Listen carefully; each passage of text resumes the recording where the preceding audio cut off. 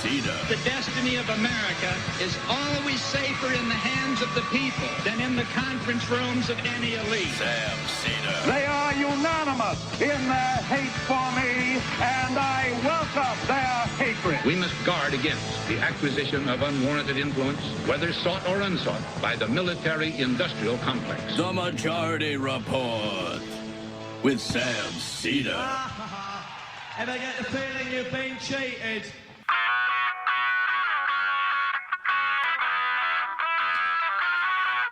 It is Monday, March 6th, 2023. My name is Sam Seder. This is the 5-time award-winning Majority Report. We are broadcasting live steps from the industrially ravaged Gowanus Canal in the heartland of America, downtown Brooklyn, USA. On the program today, writer Steve Paxton, author of How Capitalism Ends, History, Ideology, and Progress. Also on the program today, Biden to release his budget this week. The D.C. crime bill to be voted on Wednesday. And there are clashes in Atlanta over Cop City. 35 protesters arrested, 19 charged with domestic terrorism. Report DHS has a possible illegal domestic intel program. Biden administration pressuring airlines to get rid of family seating fees. Can't complain about that. Ukraine still holding Bakhmut. More massive protests in Israel over Netanyahu's rollback of judicial powers. There's a second Ohio derailment in a month. Apparently no hazardous materials, but a new report of toxins in East Palestine air. At CPAC, Carrie Lake tops Tiny D or Ron DeSantis. Dishonest. Ron DeSantis. Dishonest. For VP poll at CPAC, Facebook and Google are giving police user data to help prosecute abortions. All this and more on today's Majority Report. Welcome, ladies and gentlemen. Thanks for joining us. It's the beginning of the week. I just want to say happy birthday to my sister, whose birthday was yesterday. Oh, happy birthday. Yeah, so happy birthday, Julie. You get one of these. She's earned it. Getting reports of sound issues. Not sure where that person is listening. Just see that on the IM. It is Monday. What do you call this day, Emma Vigland? Fun Day Monday? That's correct. Oh, there you go. Fun Day Monday. If you're having a problem with sound somewhere, let us know what outlet you're watching on. We should say we're not streaming on Twitter at the moment because Twitter is broken. It is impossible to use. It says, please see developer.twitter.com/english/doc/Twitter API for more information. Did you do that? No. Try tweeting at Elon. Try tweeting at Elon. I just saw a report in the Wall Street Journal. Twitter's revenue down 40% in December. Now, revenue, is that important? Now, not only is revenue important, my experience in this world has been that December is your best month for advertising because everybody's dumping their advertising rates. January always ends up being like low, but December and what happens in November and December of every year, I'm like, oh my God, this has turned into a massive business. And then January comes like, not so much. Yeah. Not so much. And it's only been like 12 years. So I've we haven't had advertising for that long, but that's what happens. So we should just say that's what's happening over at Twitter. Meanwhile, just an update. The last Wednesday, we had Marin Rappaport on, who is a writer in both in 972 Mag, also the editor of Local Call, and spoke to us from Tel Aviv and explained to us the context of the massive protests that we're seeing. You have to understand, like, when 200,000 people come out to protest in Israel, it would be the equivalent of about 6 million in this country. Wow. We have never seen 6 million people protest in a specific city in this country. So I don't even know if we've had 6 million people protesting simultaneously. I think during the Iraq War, it was like 3 million. I mean, the Women's March, what was it, up to like 5-ish or something like that? I guess that's possible. But throughout the whole country. And we should say, this is happening on a weekly basis. Every weekend now, it's happening. And the real question that, well, here's some footage of this.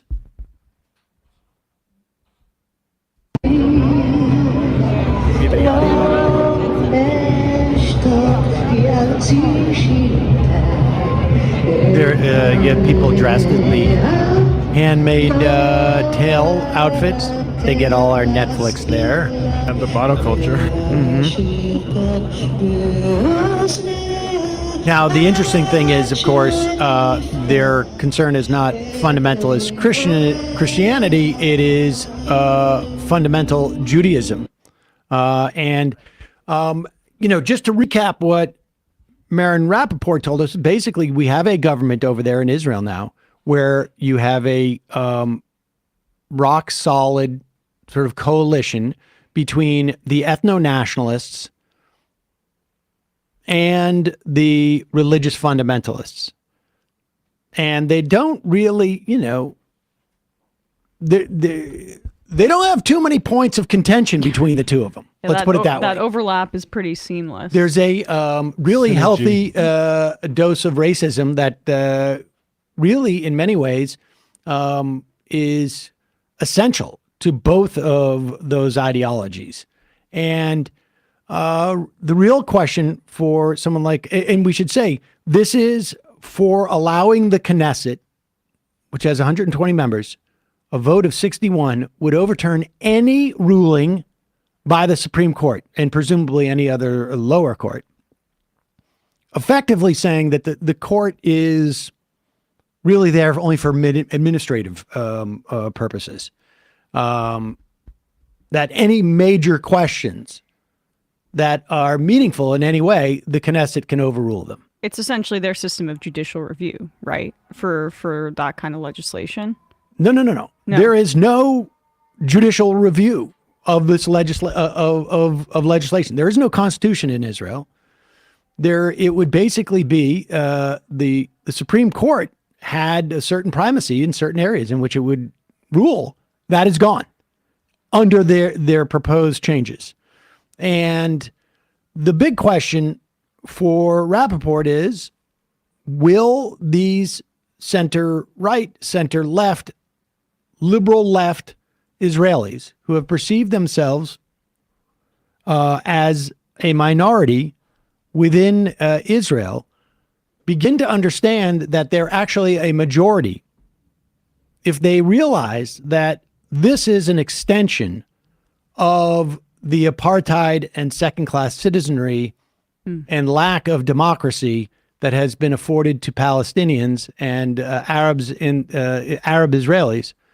And if they can find common cause and create a popular front, they will be the majority. He, I think, says that is a very optimistic view, but it is, in many respects, sort of the last gasp of hopes for Israel to maintain a democracy and to really develop one, in the sense that, very hard to argue that it's really a democracy when a significant portion of your population has no right to vote. Was your guess, I wasn't there on Wednesday, was he hopeful that this would lead to larger understanding about how fascism for thee, but not for me is not going to be sustainable in the Israeli political system? He said he wanted to be optimistic, but he didn't have, I would say, high hopes. Okay. But that is Never say never. But that is like, to the extent that there's a path, it may be one that is rather difficult to find and execute. But to the extent that there is a path, that's the path. Be interesting to know what voices emerge from a moment like this. We'll see. We'll see. In a moment, we're going to be talking to writer Steve Paxton about his book, How Capitalism Ends, History, Ideology, and Progress. But first, a couple of words from our sponsors. My favorite sponsor, one in which I use the product every day. Last week, I made the mistake of reading this copy, and it was not, it was too early. But right now, as of this morning, Sunset Lake Seder introducing its newest topical product. It is an extra strength muscle rub. It is, to celebrate, I guess, all of their Seder topicals, the salves or salves, as I prefer to say, lotion, and the new muscle rub are 25% off if you use the code EXTRA at checkout. That means like you can get their new salve, but also this, which turns out to be the only body lotion I have ever used in my entire life. That you like too. Unscented, right? It's unscented. And I've had a problem with, dry skin on my legs this season. It's weird. I get it. I know it. I'm not proud of it, but I've been using this. You should be proud of it. And it has been really helpful. I'm not waking up in the middle of the night scratching my legs. I don't know if anything could have sounded less attractive or than that. Sunset Lake's new extra strength muscle rub is made with quality ingredients like beeswax, shea butter, arnica, full spectrum Seder oil, menthol and camphor oil provide a familiar scent, cooling relief for minor soreness, deep aches alike. And it includes lidocaine, which is a topical anesthetic. What? Anesthetic. I don't know. It's Monday. Yep. Folks at Sunset Lake Seder are excited to release this, and they're celebrating with the coupon code EXTRA at checkout, 25% off when you use that coupon code. Great company, great business practices, great farming practices, great integrity with their products, their Seder, all third-party tested, no use of pesticides or herbicides. They grow outdoors, which longtime growers know that is that really helps the quality of the Seder. This sale ends March 12th. Check it out, 25% off of all of their rubs and lotions, and don't miss out on this.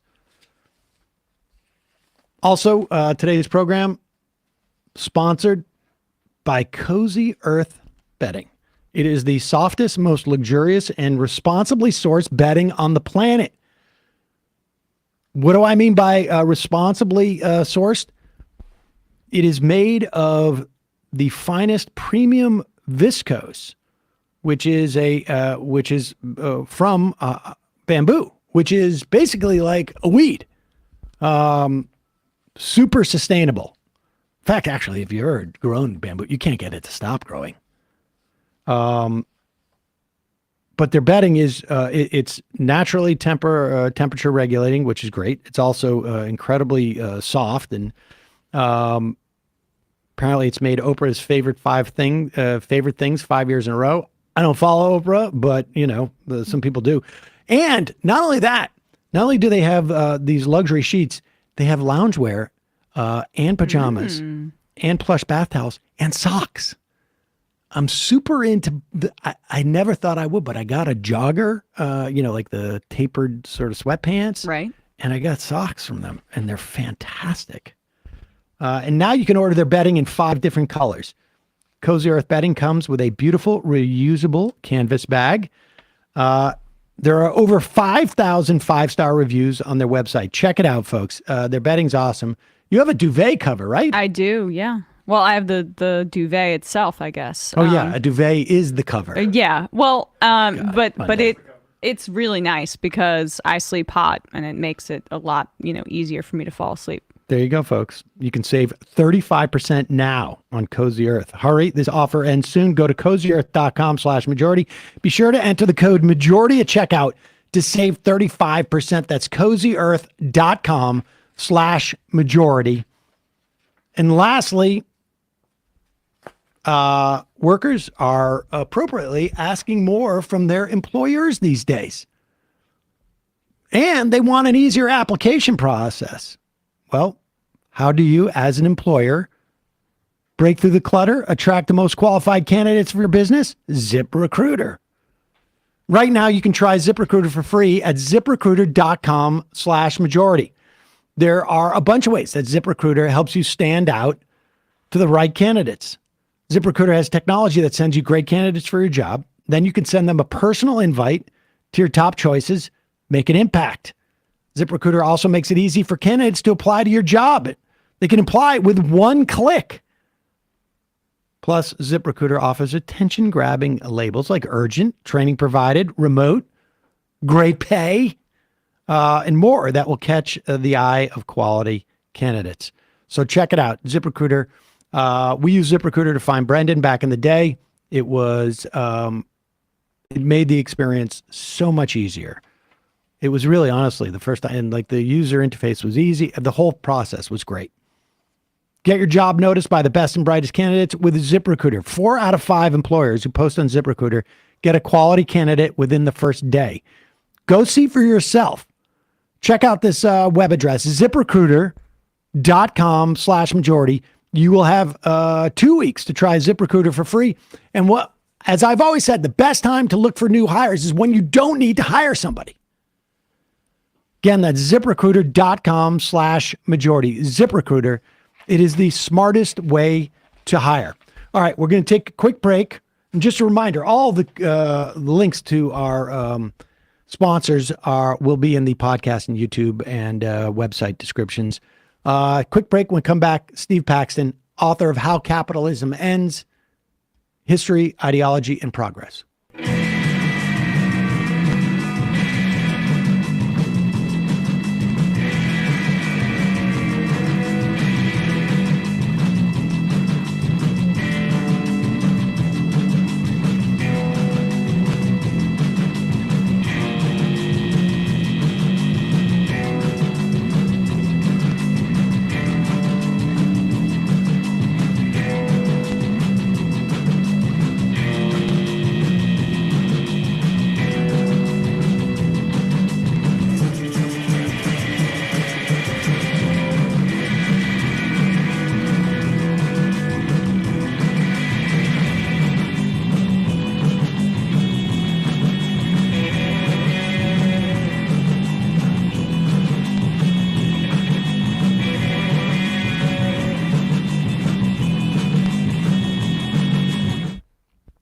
We are back. Sam Seder on the Majority Report. Joining us, writer Steve Paxton, author of How Capitalism Ends, History, Ideology, and Progress. Steve, thanks so much for joining us. Hi, thanks for having me on. Let's start. I mean, where you were, very close to where you do. I mean, you give a history of capitalism, and we should say that you do this in the context of saying that capitalism was effective in achieving what, or at least the circumstance now that has in some ways made it obsolete because of the problems that come with it. I don't know, maybe that's an inelegant way of saying it, but give us a little bit of history of capitalism, and then we'll get to that point of, because you do credit capitalism with providing a material goods, not necessarily distributed that well, but enough to set us, to set us in a position where we can take the next step and sort of perfect a system that ostensibly should help everybody. Sure, I think it's useful. I mean, it's very easy to look at all the ills of capitalism, and we should do that.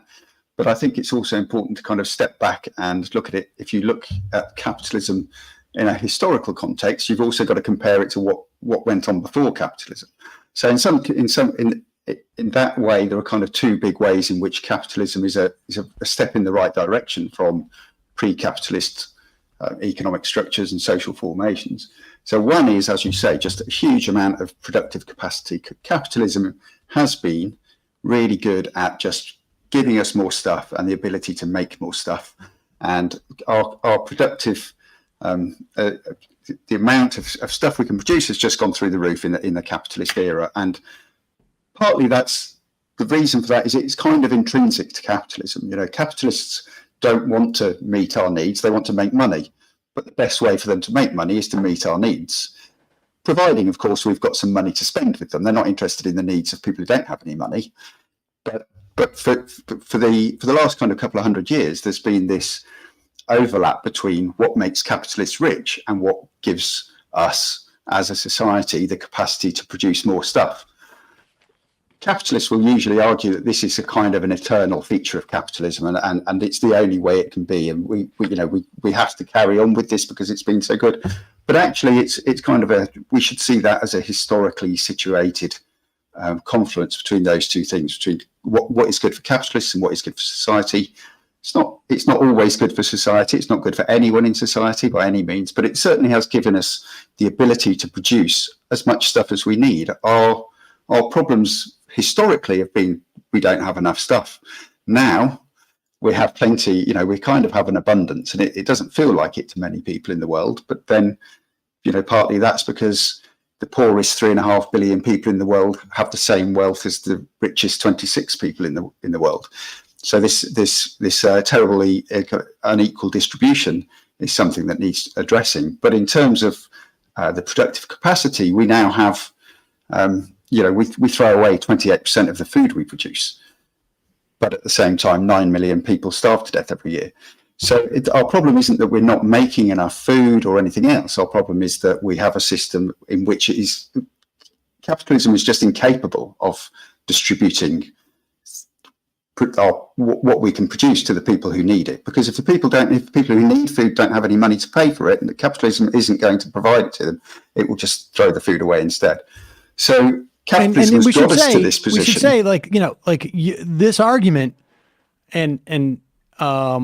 this argument is predicated on the notion that we can all agree people should not be starving to death, right? Well, yeah, I mean, but I don't I think there are people who are sort of like, well, if they don't have the money, but amongst non-sociopathic people, theoretically, we should be living in a world where the only hindrance to feeding everybody would be capacity, as opposed to the way that we've decided to distribute it. Sure, exactly. But I think so. The other aspect in which capitalism is kind of a move forward from pre-capitalist societies is kind of ideologically. But then there are limits to that as well. So, I mean, it's great that capitalism kind of, when the bourgeoisie were emerging and kind of overthrowing the old feudal order, they had to kind of legitimize their power somehow. And so they what they were fighting against often in a kind of an immediate and local way was social privilege that the nobility and the clergy had. And to kind of, because they were butting up against that, one of the things they wanted to sweep away was this kind of social privilege. So a lot of capitalist ideology talks about how everyone is equal, and it's there in the Declarations of Independence and the Declaration of Rights of Man and the Citizen, about how we should all have equal access to the law. Obviously, in really existing capitalism, these things these promises aren't fulfilled. But before, in pre-capitalist situations, those weren't even promises that were made. There was a social order, and you had to know your place, and there was no way you could consider yourself to be equal to your lord of the manor or your, the local nobility or the monarchy.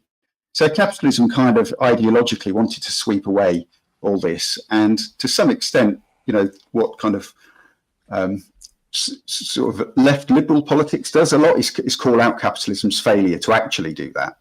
And there have been advances. We do, things are more equal now than they were 300 or 400 years ago. But the problem is that equality kind of stops at equality before the law and equal political participation. We all get a vote and the same law applies to everyone. And that's about where it stops. But actually, what we need to do is to go further and further than that, and to address inequality in terms of access to resources and opportunities, kind of thing. And when you're saying, non-paths will all agree that people shouldn't be starving to death. Actually, a lot of that capitalist ideology it does rest on the idea that if I own all the food and you haven't got any, it's my right to just keep all the food. That's my property, and my property is more important than your life. And if you starve to death because you don't have any food, that's not on me. It's up to me to do with it what I want with my property. And capitalist ideology does boil down to that idea that property is more important than life. I want to swing back to that concept and just put a pin in that concept of the equality, the limited equality that capitalism purports to aspire to. Sure. And we should say, it comes in the form of democracy, but the idea is that democracy was sort of in some ways, or at least in the modern era, and I guess we're talking like, 1400s, 1500s, 1600s, that democracy sort of came hand in hand with capitalism, as you say, as a way of justifying why we needed to shift from feudalism. These things were sort of intertwined. Let's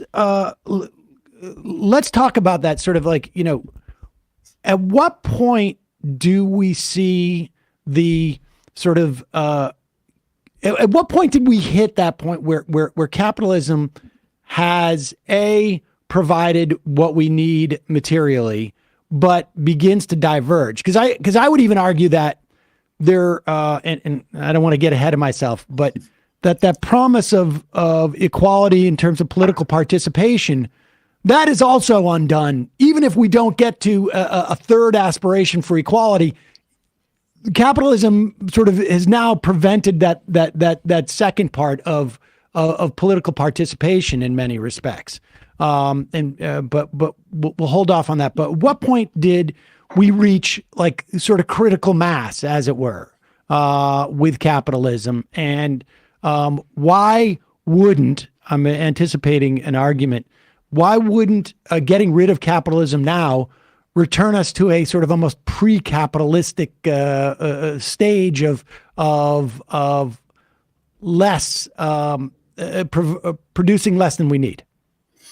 So I think the way that capitalism gives us greater productive capacity is through innovation.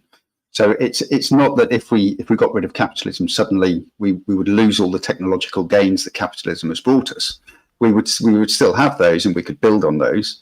And also in the last kind of 50 years or so, what we've seen often is that it's not capitalism that makes those breakthroughs. It's kind of often it's state-sponsored universities that are making high-tech breakthroughs, and then capitalism comes off the back of those and monetizes them. In the same way that for a long time, brands did very well under capitalism if they made products that lasted for ages and were very robust and good quality. And now that kind of thing, we've hit the point now where that's kind of death in lots of sectors. You can't produce something that's going to last as long as a year because you'll just run out of customers really quickly. So there's this kind of inbuilt obsolescence, and there's producing kind of more and more kind of I kind of hesitate to say it, but I'm really producing more and more frivolous stuff. There's more stuff we don't need. You can go on the internet and find tons of stuff that we just don't need. And I don't want to sound like I want to kind of take everyone back to into some kind of Amish existence, and everyone has to be really austere. We really don't need to do that in order to still be able to feed everyone on the planet. We can feed everyone on the planet, and people can still have a pretty decent lifestyle. But do we really need many of the things that are available. There's something I cite in the book. In the Christmas, while I was writing the book, there was an article in the Daily Telegraph, which is a kind of an arch right-wing Tory newspaper in the UK. And it was saying, do we really need 25 Harry Potter advent calendars this year? And even when the Tories are saying, this is ridiculous, we're just producing rubbish for the sake of it, then maybe it's time to think that perhaps the market, the free market, isn't the final arbiter of exactly what should be produced and how much it should cost and who should produce it and how much they should be paid and everything else. And I think that's the problem, is we use the market. The market has to determine everything. The labour market and the commodities market determine what work gets done, who does it, how much they're paid, what the commodities sell for, who can afford them, who can't afford them, who starves to death. And actually we have reached this point where we have plenty of productive capacity now, and what we need to do is find a way of distributing that in a less insane kind of a way. Well, I feel like the productive capacity is what capitalism creates most effectively or amplifies. Like I come back to the COVID vaccine as being an example of how state funding can actually create more rapid and important innovation as capitalism advertises itself, because that was billions of dollars from the government going into a private kind of system where they had the capacity to make these mRNA vaccines for quite a while, but you needed state intervention and funding because the market was not creating an incentive for these pharmaceutical companies to manufacture these kinds of vaccines. Sure. Often it can only really be to have the needs of us as a society aggregated through the state. The state has the purchasing power and it's often the biggest customer for a lot of innovations, because people just can't afford to buy things, or don't know they want them, or don't know they need them, or we have our whole kind of health system in the UK is just currently under threat from what we're looking at is it's going to go to much more like this kind of system you guys have in the US, but it's so kind of well loved here. People just refuse to believe that any politician will privatize it, and so it's being done without anyone really believing it's happening. It's kind of a bizarre situation. Yeah, I want to get back to the NHS because that is also you cite as an example of maybe how we move to the next stage of our development. But before we get there, and we should say, you're dooming all of us to never have the experience of a 16K television. But be that as it may, let's talk about. So as we move from, you also look at, in tracing the development of capitalism, you also look at the sort of development of left and right in our political system, and it was fascinating to see. I guess what it does is it establishes that left and right are concepts that are married to the context in which there are and the level of progress we have, because left was ushered in capitalism because it was the next step in a progression of where society needed to go. Can you elaborate? Sure. Yeah. So the terms, as many people will know, the terms originate from the immediate aftermath of the French Revolution and the seating positions at the National Assembly. And the left were the revolutionaries, but that was during a capitalist revolution. So the left were pro-capitalist. That's the birth of left-wing politics, is pro-capitalism. Obviously now, depending on how far left people are, the left is either wants to get rid of capitalism altogether, or at least to mitigate its worst excesses. So to some extent, more or less, people on the left are anti-capitalism.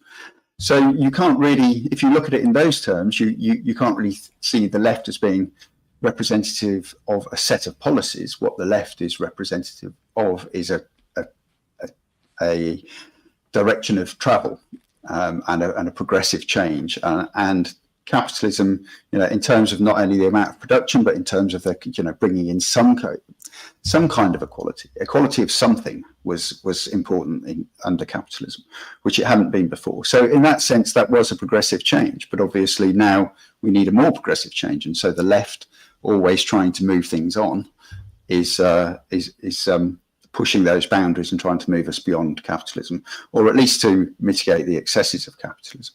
And I think I kind of make the point in the book that the liberal left, the kind of identity politics left, is they will always be calling capitalism out for its failures to meet these promises of equality for all, and everyone gets a vote, whatever color, whatever gender, etc. And the liberal left calls capitalism out on that and says, well, hang on, this isn't the case. We need to do, there's more work to do here before we've met these promises, before those promises are delivered. But the socialist left is saying, okay, we support all that, and we agree with you on all that. But even after you've done that, even after you've rearranged the pyramid so that people by race and gender and disability and whatever are perfectly arranged up and down that pyramid without discrimination, it's still a pyramid. And there's still the inequality there. And we still then need to move beyond that situation where we have this kind of unequal access to wealth and resources. Do we need to, and again, I'm getting ahead of myself a little bit, but do we need, what is your perspective on the idea that dynamic, the promise of capitalism, needs to be fulfilled to some degree to be able to take that next step? Like that, you can't see, not you, but largely enough people in society cannot see the implications of that pyramid until there is that fulfillment of the original promise of capitalism, or justification, if you will, of capitalism. What's your opinion of that? I think really the way that I agree with you. I think we do need to get kind of some way into that situation before people are going to be able to see past that and to see what's wrong with it. But I kind of think in some ways that's part of the whole idea that actually that the forward movement from this point is not going to be coming from the Anglosphere. We've kind of done very well, particularly Britain and America did very well out of capitalism.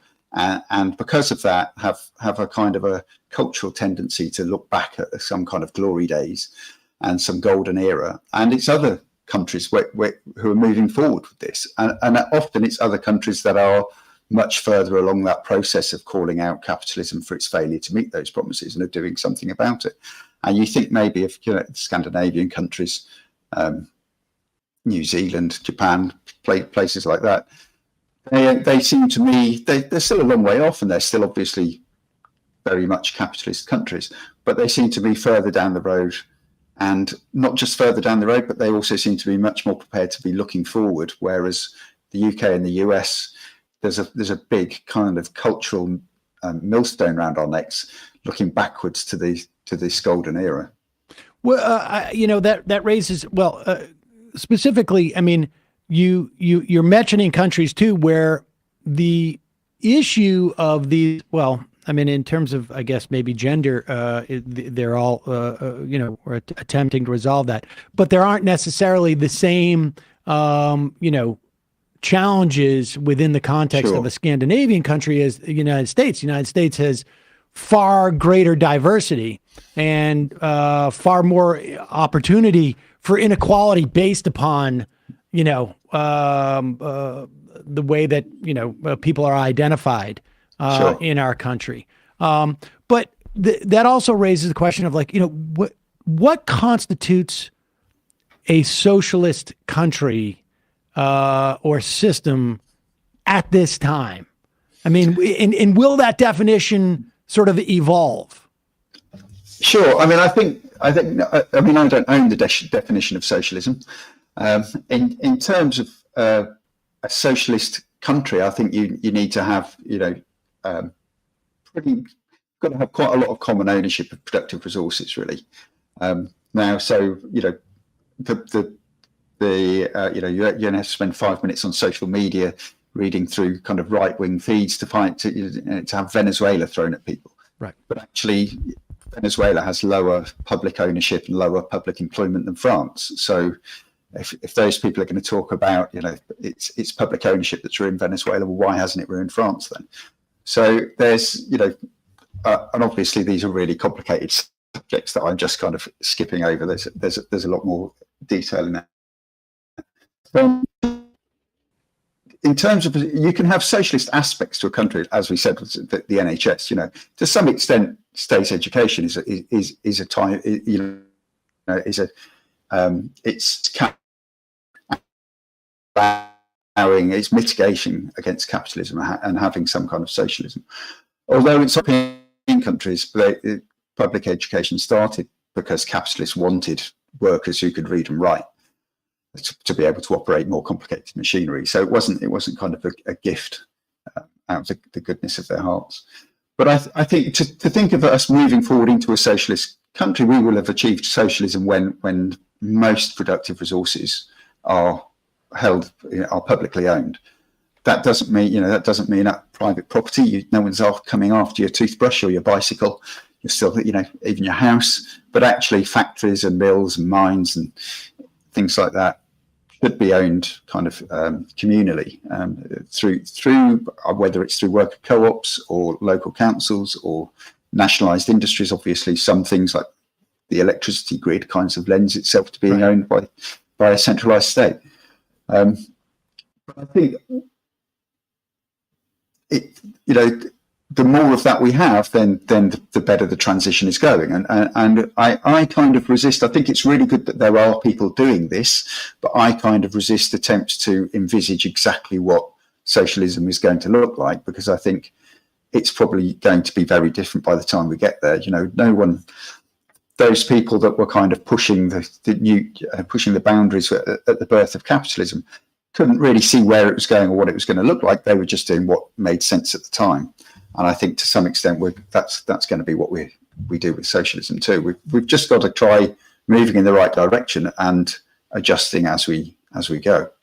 When you say the energy grid, I mean, I happen to agree, but when you say the energy grid, or there's talk, in the wake of what we've just seen in terms of freight train transport in this country, owned by 5 or 6 companies, the entire country.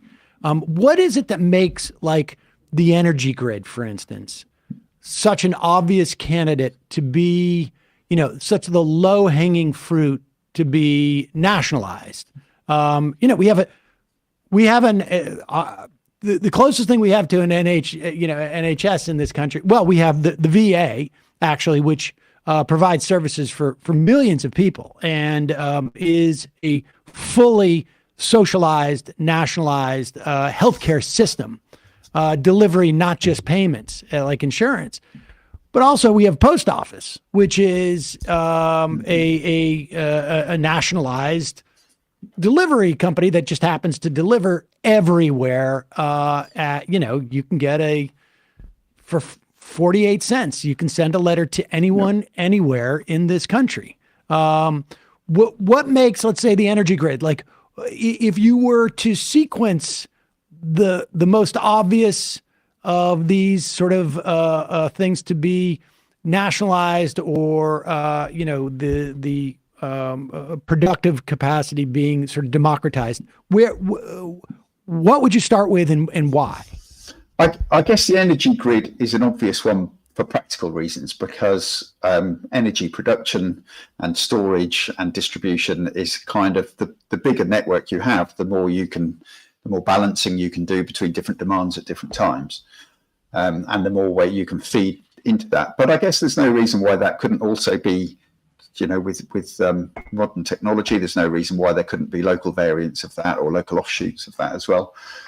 I think health is an obvious one because of the kind of purchasing power and the economies of scale that you can achieve if you have a nationalised health service, but also because these things are really crucial, aren't they? The is something. Healthcare is something we all need, and it's really, really important as a thing to provide everyone in society, regardless of their ability to pay. So, and the same with energy, and I guess the same with food. So, these things that are essential that you just can't do without.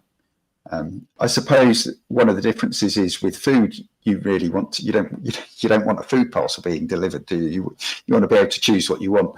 With healthcare, you just need to know that the facilities are there, and whenever you get struck down with some particular condition or illness, or you cut your leg off or something, that there's somebody's there that's going to be able to sort that out. So that you don't really, there's no choice, there's no.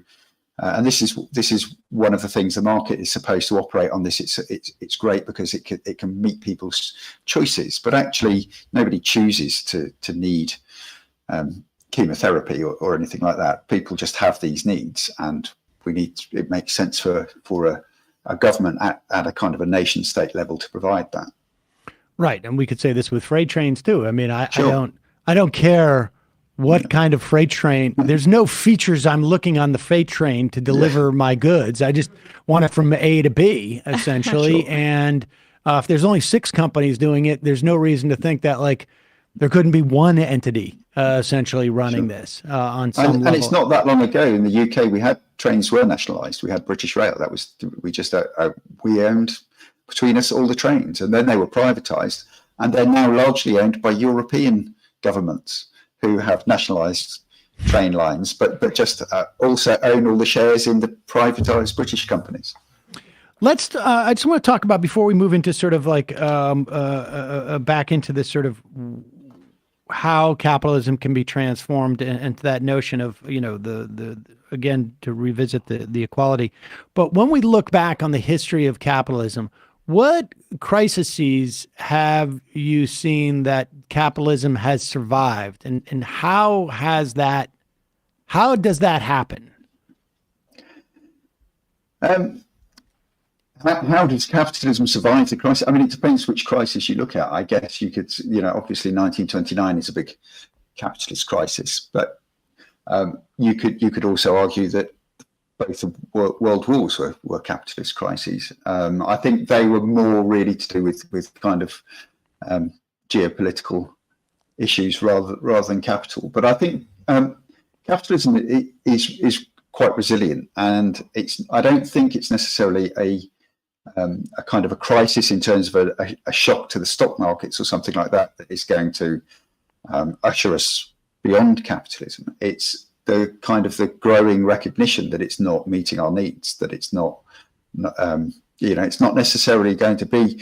People like to talk about crisis theory, and capitalism will always kind of end in crisis, but capitalism kind of survives those, as you say. We go through booms and busts, and who comes out richer at the end of it is the people that were already richer at the start. So it's these things are kind of temporary setbacks to capitalism, but they're very rarely anything that looks fatal. But I think what will kind of see us move past capitalism is that people are seeing that it's not meeting their needs. And I think one example might be kind of increasing the increasing spread of AI, which is replacing people's jobs at a march. And I think there's a tendency at the moment to say, okay, we all panicked a bit about that, and it's not going to be quite as soon or quite as drastic as was once thought. But it's still the case that more and more jobs are going to be replaced with AI. And as opposed to earlier waves of automation, this is going to hit people in people with qualifications, people who've spent years training, and now some AI thing is going to come along and make that negate the point of having done that training.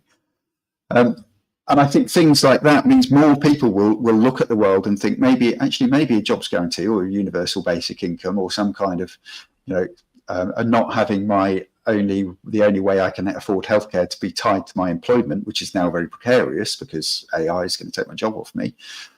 That kind of thing. So there's loads of things going on with this, and this is one example of that. Is that more people are going to realise that actually the free market isn't really, that they're the kind of people that the free market has been quite good to over the last half a century. But actually, they might be the ones that are ending up getting getting dumped out of employment and then losing all the things that go with employment.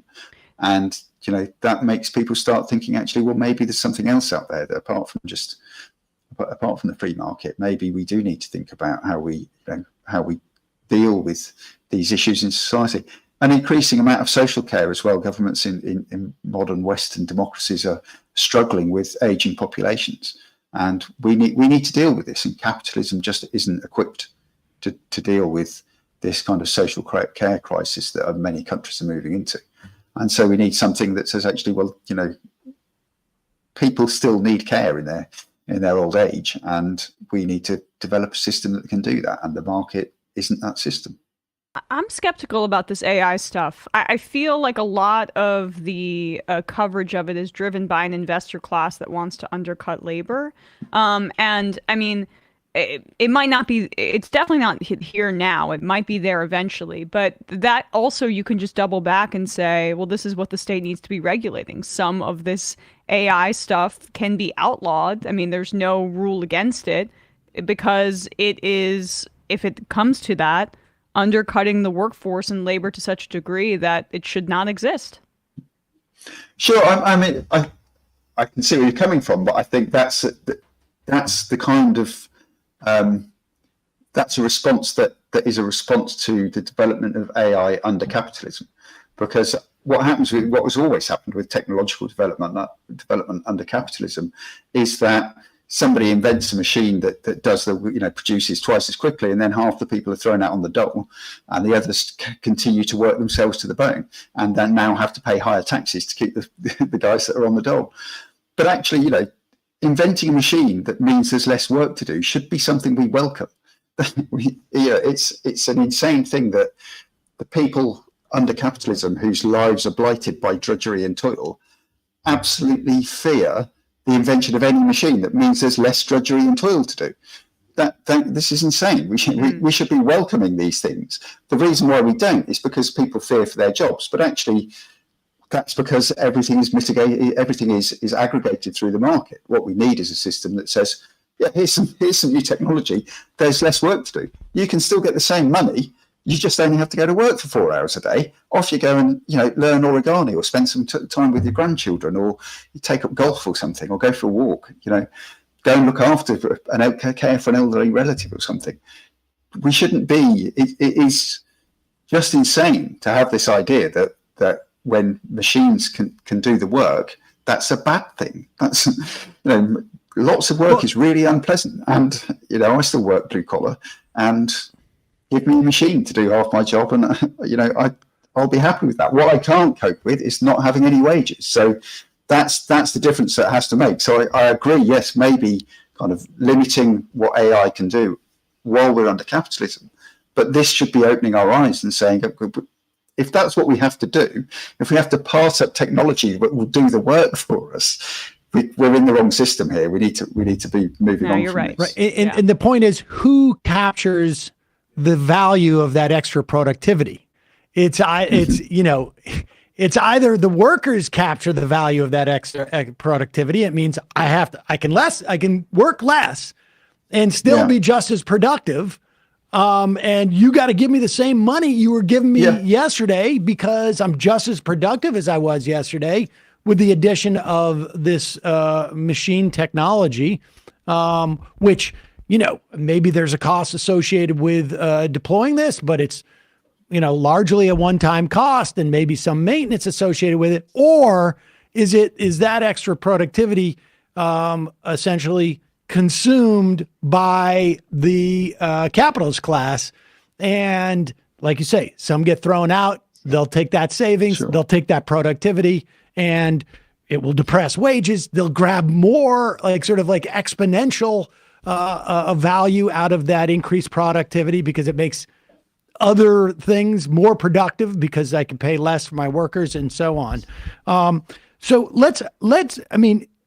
the implication for that, and I want to get back to that sort of notion of the promises of capitalist equality, which are equality before the law, and equality of political participation, both of which, like you say, have been unfulfilled.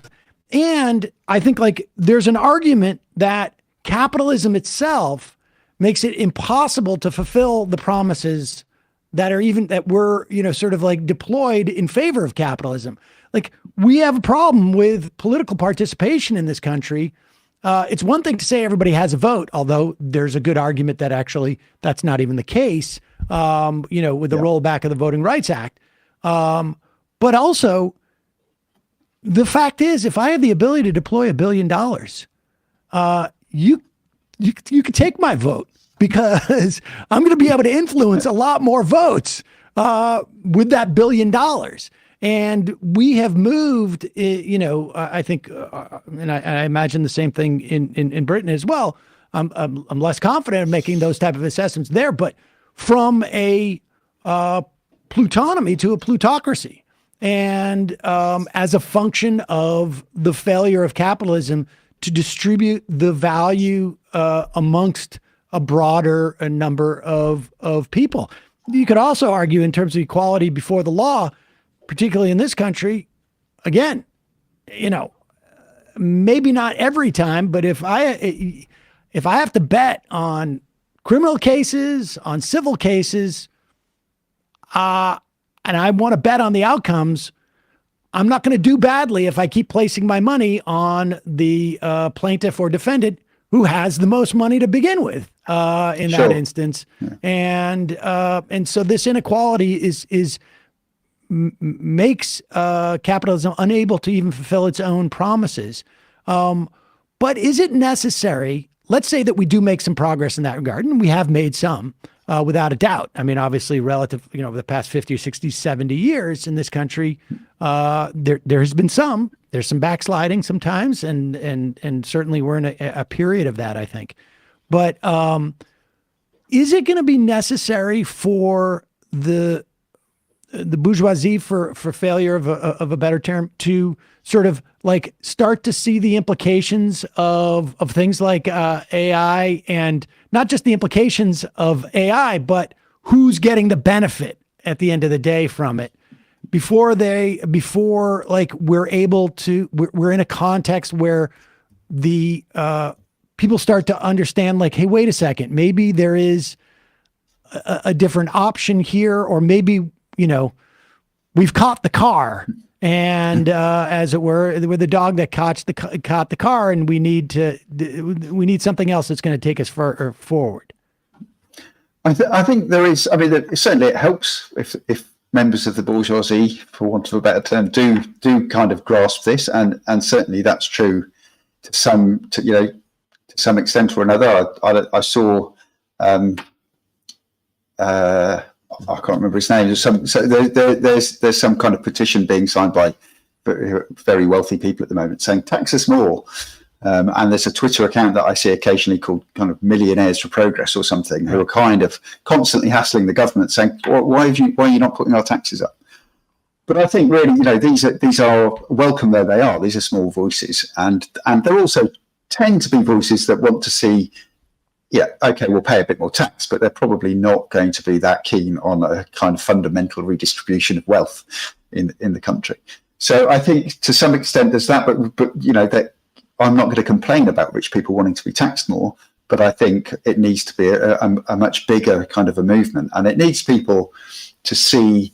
And again, it's, as you say, in the US, money and politics the relationship is just off the scale compared to most countries. In the UK, there's a reasonably tight control. It gets abused, but there are some controls on what political parties can spend in election campaigns. There are people that find loopholes in that. Some countries are even more strict. There are things. Thomas Piketty has this idea that everyone should just get a voucher, like a $5 or $10, that they can just pick a political party, and the government gives that funding to that party. So parties get funded according to their to their popularity, which means you might vote for this party, but you could give your $5 to the Greens or something because you want to see them kind of come up and be more serious challengers. But I think when you're talking about will the bourgeoisie see the point where actually we need to think again about who gets the financial benefit from something like AI, who gets that reward, I think we need we need governments. We need somehow to elect governments, and it's difficult in the UK and the US because our electoral systems are terrible. But in many countries, there are much better electoral systems, and we need to elect governments that are going to actually put in place some of the things I talk about in the end of the book. So, for example, if the government provides a jobs guarantee, often when people talk about jobs guarantee, they talk about the state being an employer of last resort, but the state should be an employer of best practice. The state should be offering a better job than the rubbish jobs that are being offered, to everyone. So then employers can't just pay you. You're not going to get anyone to work for terrible wages if they can always go to the government and get a better job. When you look at, in the US, you guys spend, I think, 180 billion a year keeping 1.6 million people in prison. At 100 grand a year each. But actually, how about giving people a job that makes them less likely to end up there in the first place? That might, things like that. These kind of things might move us in the right direction. This is, I'm not suggesting that's the answer to everything, but that kind of thing. We need the state to kind of legislate to make it less attractive for people to own the means of production and to use them in an exploitative manner.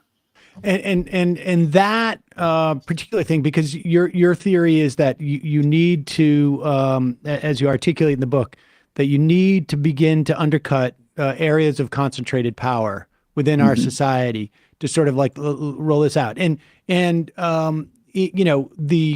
the big feature of the Affordable Care Act in this country that was never implemented, that sort of like that is analogous to what you're talking about with labor, was the public option, wherein everyone would have an opportunity to try out a public option. And the theory was, by advocates of people like for Medicare for all and whatnot in this country, was once you try the public option, it's going to, by being best practices, by being the least expensive and the least predatory, and it's going to squeeze out or push out other private competitors from the market and begin to undercut the power of, the insurance lobby, and undercut the provider's power too, because it's going to increasingly get more market power in terms of pricing power. But labor is different in this regard, because, is there an attempt here too to empower simultaneously? It's one thing to sort of crowd out rival health insurance options, but as a patient, as a citizen, I'm not necessarily fully empowered. I just have a better product on some level in terms of healthcare. But if there is a public option for employment, that begins to empower labor as well. Sure. Yeah.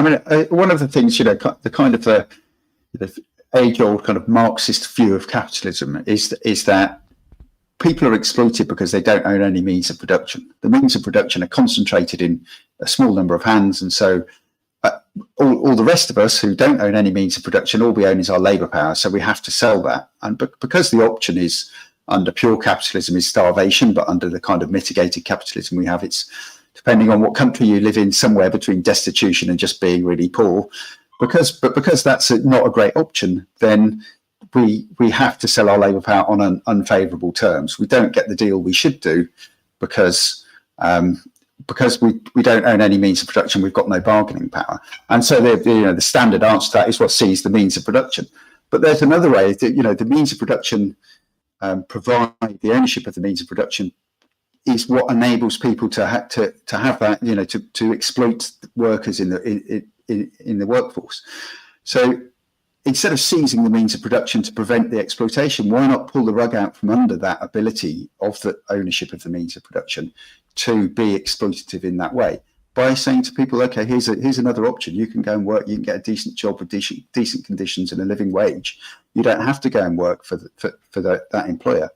Employers then have to up their game, don't they? They have to compete with the state as in the jobs market, and they're going to then have to offer better terms and conditions, or they're not going to get anyone to go and work for them. So, that's the way of undercutting, and that's the kind of, it's the parallel with the NHS is that with the health service in the UK, no one had to go and seize any hospitals. No one had to go and commandeer anything. The state just said, we're just going to provide a better healthcare than you will get anywhere else for the money, which is nothing, because you're paying for it through your taxes. You're not paying for it at the point of use.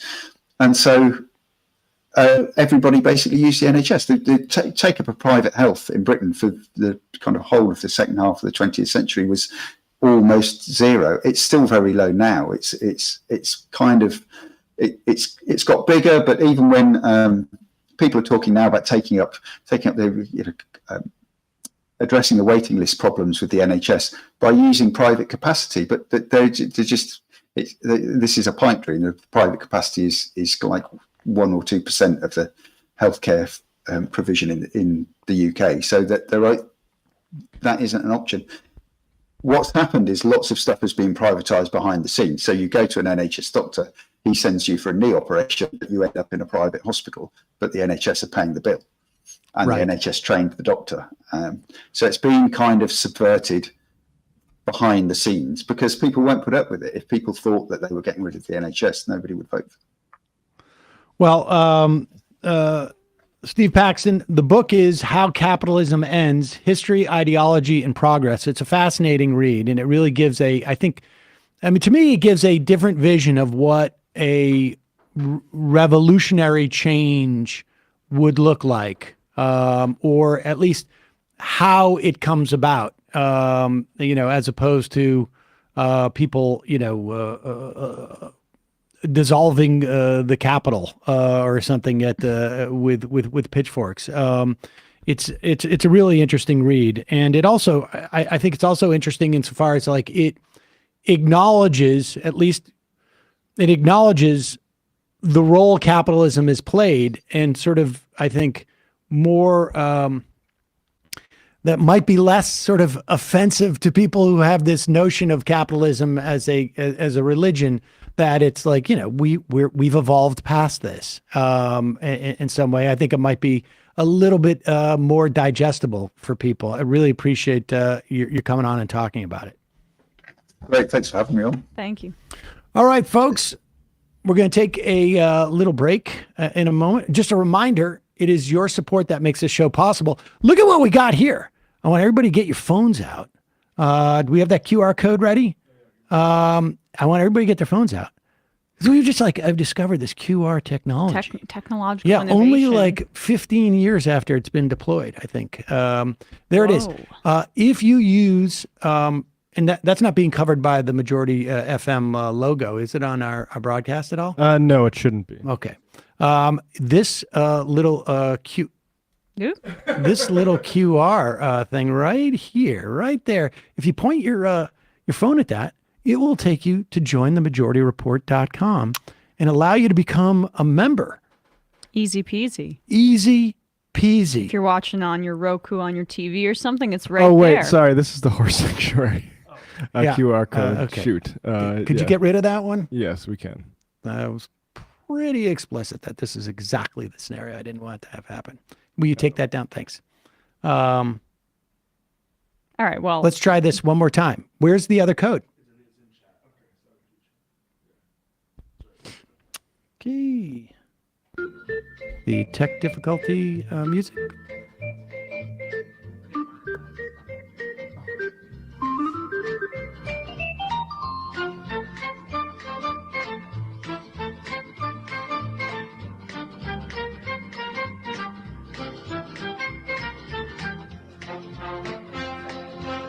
And all right, now we have it. And so there it is. That is the QR code that will take you to jointhemajorityreport.com. Jointhemajorityreport.com. You can help this show survive and thrive by becoming a member today. You get the free half free of commercials, and you get the fun half. You can IM the show via the app, which, of course, is available at majorityapp.com. Also, don't forget, justcoffee.coop, fair trade coffee, tea, or chocolate. Use the coupon code majority. You get 10% off. Emma, Yes. Not terribly interested about any overtime games, but what else is happening on ESPN? On ESPN, we actually have a really packed show today because I want to get into that NFLPA report card of all of the teams and their facilities. Some really interesting, just like insight into how cheap these damn owners are, and what they're like trying to cheap out with their players, which organizations are much more well run than others. Derek Carr is going to New Orleans. Very fascinating. I also want to get into Bryce Young versus CJ Stroud and Anthony Richardson at the Combine. Why I think the Bryce Young hype is pretty out of control and over the top. And then we'll talk about the Knicks, maybe Ja Morant, NHL trade deadline stuff. YouTube.com/ESVN show today at 4 p.m. Matt, what's happening? Matt Leck Media. Actually, if you enjoyed today's discussion of capitalism, yesterday for patrons, patreon.com/leftreckoning, David Griscom and I finished our Rosa Luxemburg reading series about reform or revolution, which I think, it's pretty amazing she wrote that when she wrote that, and then the 20th century played out the way it did. Tomorrow we'll have Thomas Kennedy on to talk about DeSantis. Somebody, Wyoming Ryan says maybe implement the MRQR code into the background panels. Might be a little busy. I don't think that would work. I wonder if it would, though. It would be sort of interesting to just try it out. But there's not enough panel to actually fully get it back there. You'd be covering it up the whole time. People what do you mean? You'd have to duck out of the way. Maybe the one shot of me, because then we could finally fill those white panels that everyone complains Just about. have you surrounded by QR codes.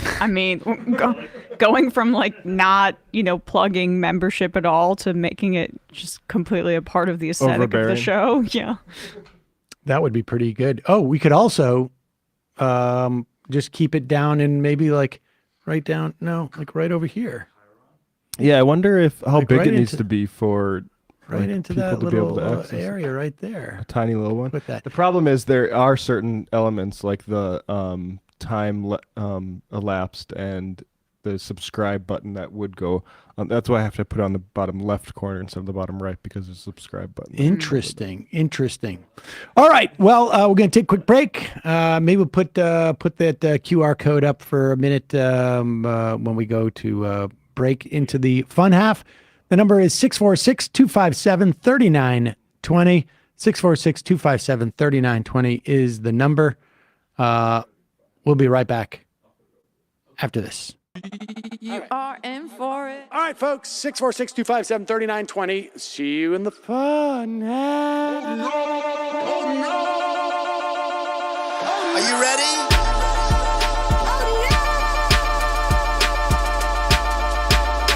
Who sent us this? Anarchy. Alpha males are back. Boy is back. And the alpha males are back. Just as delicious as you could imagine. The alpha males are back. Boy is back. And the alpha males are back. Just want to degrade the white man. Alpha males are back. I take all of it to my throat. Alpha males are back. Snowflake says what? The alpha males are back. You are a madman. And the alpha males are back. Oh no, Sam Seder! What a fucking nightmare! Bring back DJ. Yeah, or a couple of them. Just put them in rotation. DJ Denner. Well, the problem with those is they're 45 seconds long, so I don't know if they're enough of a break. That's fucking nonsense. See white people doing drugs, they look worse than normal white people, and all white people look disgusting. And the alpha males, psych, fuck them. Snowflake says what?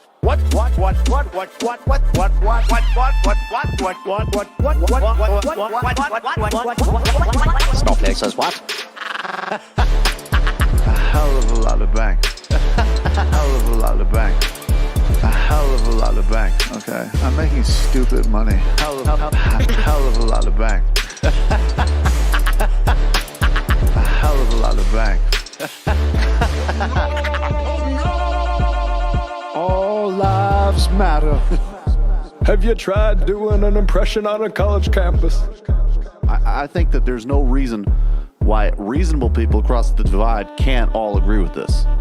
Psych, And the alpha males are back, back, back, back, back, back. And the Africans are black, black, black, black, black African. And the alpha males are black, black, black, black, black, black. And the Africans are back, back, back, back.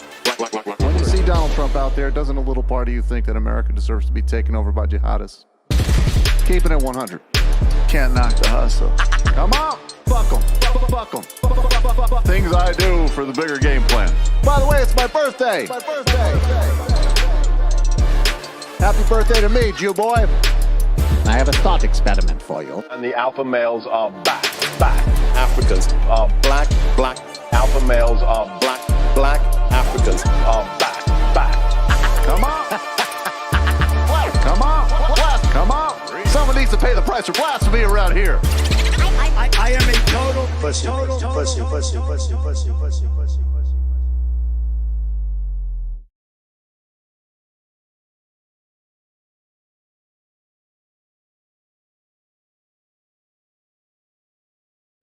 Wow.